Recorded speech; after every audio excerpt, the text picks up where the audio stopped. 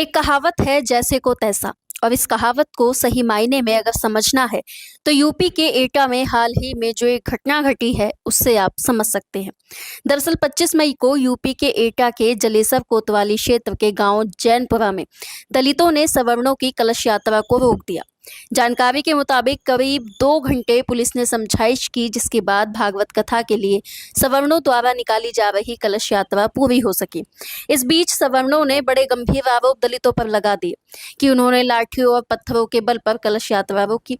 लेकिन जब दलितों ने अपनी बात रखी तो इस पूरे मामले में सही कौन और गलत कौन बताना मुश्किल हो गया। दलित समाज ने कहा कि 14 अप्रैल को जब अम्बेडकर जयंती पर बाबा साहब की शोभा यात्रा निकाली जा रही थी और शोभा यात्रा सवर्णों के मोहल्ले में पहुंची तो सवर्णों ने ये कहकर शोभा यात्रा रोक दी कि बिना परमिशन यात्रा नहीं निकलने देंगे। जब हमारी बारी आई तो हमने भी यही किया।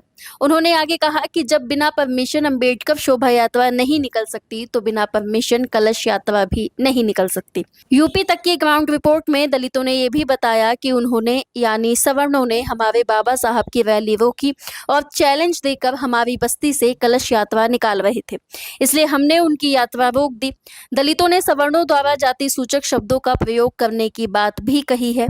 उन्होंने ये भी कहा कि गांव के ठाकुरों का कहना था कि पहले कभी डॉक्टर अम्बेडकर की शोभा यात्रा नहीं निकली है, इसलिए इस बार भी नहीं निकलेगी।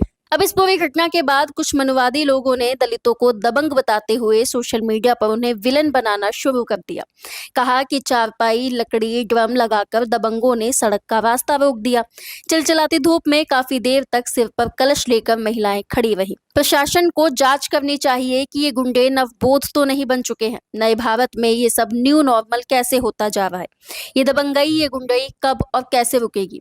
वहीं यूपी तक की ग्राउंड रिपोर्ट में कलश यात्रा निकाल रहे राजपूत समाज के लोगों ने इस पूरी घटना के लिए भीम आर्मी जैसे संगठनों को दोषी बताया। उन्होंने कहा कि जब से भीम आर्मी जैसे संगठन आए हैं तब से इस तरह के उपद्रव होने लगे हैं। इस पूरे मसले पर बी मिशन के पत्रकार विशाल जाटव से जब एटा के दलितों ने बात की तो उन्होंने कहा कि जब वो लोग यानी सवर्ण हमारे बाबा साहब को नहीं मानते तो हम भी उनके राम को नहीं मानते।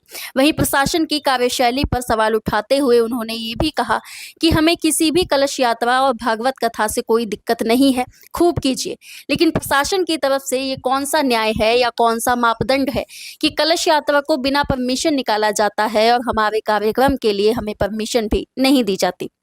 माइक पर बोलते हुए एक दलित युवक ने यह भी कहा कि हम बाबा साहब की विचारधारा को मानते हैं। हम 100 दिन भेड़ बनकर नहीं बल्कि 10 दिन शेर बनकर जिएंगे। बहरहाल दोनों पक्षों की बात पर अगर गौर किया जाए तो इस पूरी घटना में सबसे बड़ी कमी प्रशासन की नजर आती है।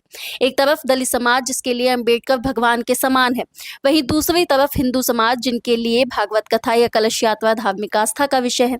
ऐसे में दलित समाज को यात्रा की परमिशन ना देना और हिंदू समाज की कलश यात्रा को बिना परमिशन निकलवा देना सरासर गलत है। बताते चलें कि एटा के दलित समाज के इस कदम की सोशल मीडिया पे जमकर तारीफ हो रही है। कहा जा रहा है कि बाबा साहब भीमराव अंबेडकर ने कहा था कि आत्मसम्मान और स्वाभिमान से बढ़कर कुछ भी नहीं है। उत्तर प्रदेश के जिला एटा के जलेसर थाना क्षेत्र के गांव जैनपुरा में अंबेडकर वादियों के आत्मसम्मान व संघर्ष को सलाम है। बहरहाल इस पूरी घटना पर आप क्या सोचते हैं, कमेंट करके बताइए। वीडियो को लाइक और शेयर कीजिए और चैनल को सब्सक्राइब करना भूलना मत।